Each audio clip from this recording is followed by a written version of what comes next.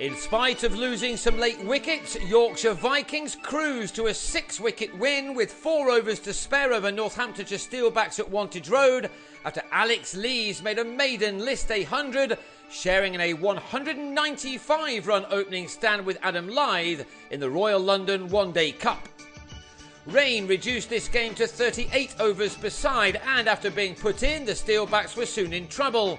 The fit again Stephen Peters edged his first ball back behind, while Kyle Kurtzer gave Andrew Hodd a second catch, this one off the former Northamptonshire bowler Jack Brooks in the 4th over of the innings.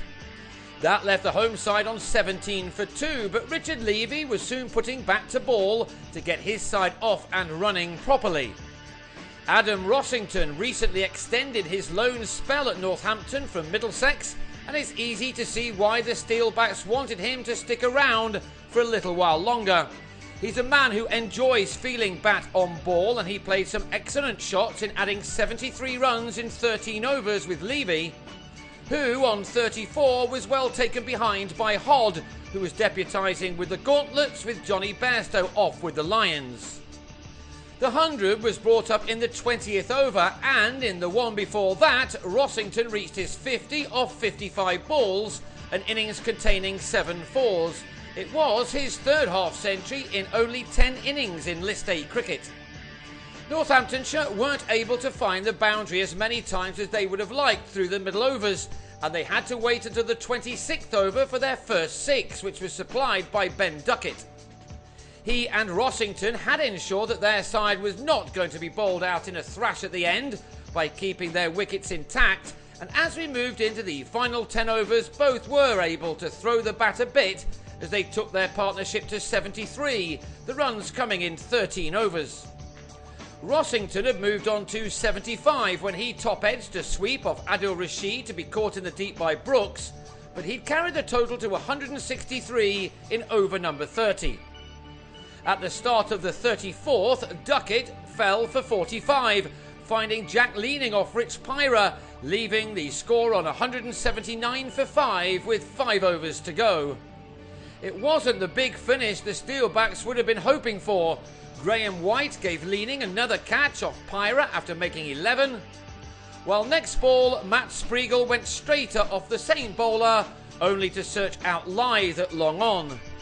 Only one boundary came in the last 2 overs, and that was from Andrew Hall, and so Northamptonshire had to settle for a final score of 209 for 7 from their 38 overs, 3 of the Vikings attack going for fewer than 5 runs per over from their maximum of 8.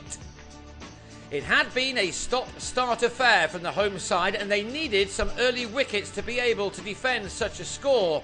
Alas for them, that didn't happen, as, not for the first time against this attack this summer, Lees and Lyth made hay.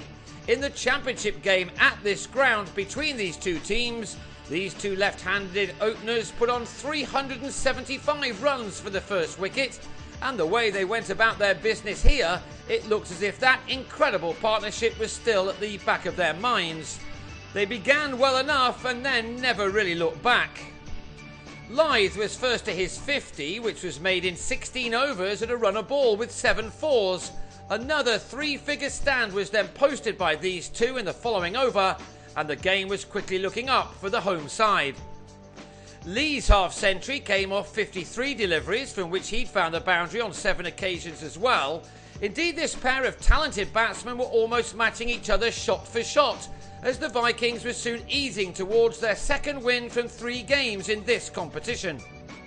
It was Lees who then moved ahead of his partner after he struck a 6 off Azarullah in an over that cost 23 runs and put the result of this game well beyond doubt.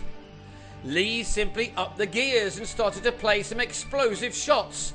It wasn't only Azarullah who suffered at the hands of the 21-year-old, whose previous best in List A cricket was the 63 he made against the Unicorns in his debut season last year.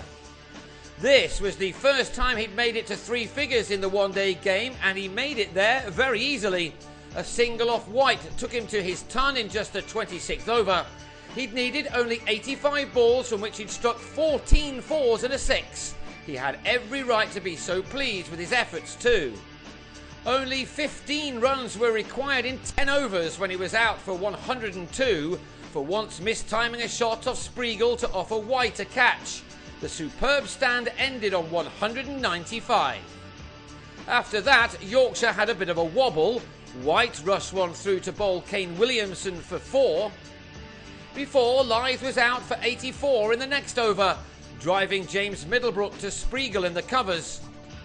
Leaning was also out next ball for a golden duck.